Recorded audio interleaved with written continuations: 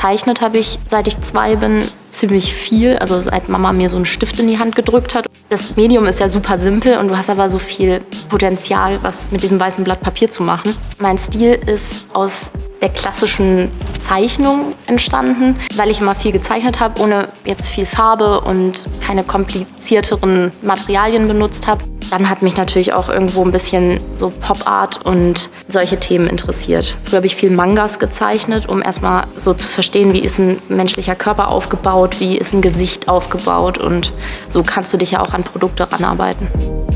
Ich habe ja Industriedesign studiert und da hatten wir auch Kfz-Design-Geschichte und haben halt was über die ganze Entwicklung vom Automobil von Anfang bis heute viel gelernt, mit Fokus natürlich auch auf Design.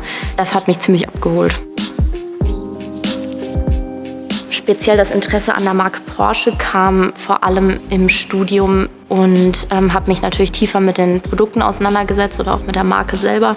Dann natürlich auch über die Erfahrung mit den Produkten, also übers Fahren und ja, was da so dahinter steckt. Also eine Begeisterung auch über den Nutzen des Produkts.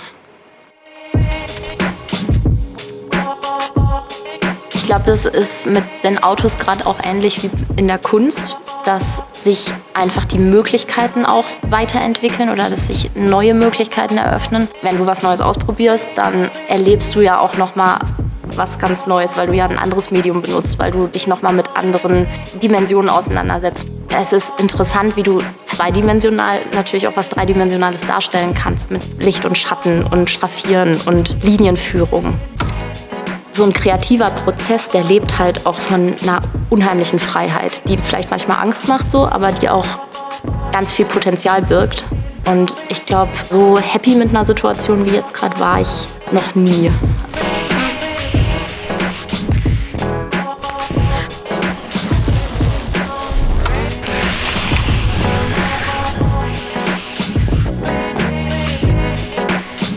Was da noch kommt, weiß ich noch nicht im Detail, aber die Projekte, die ich ja jetzt auch gerade mache, die machen unheimlich Spaß.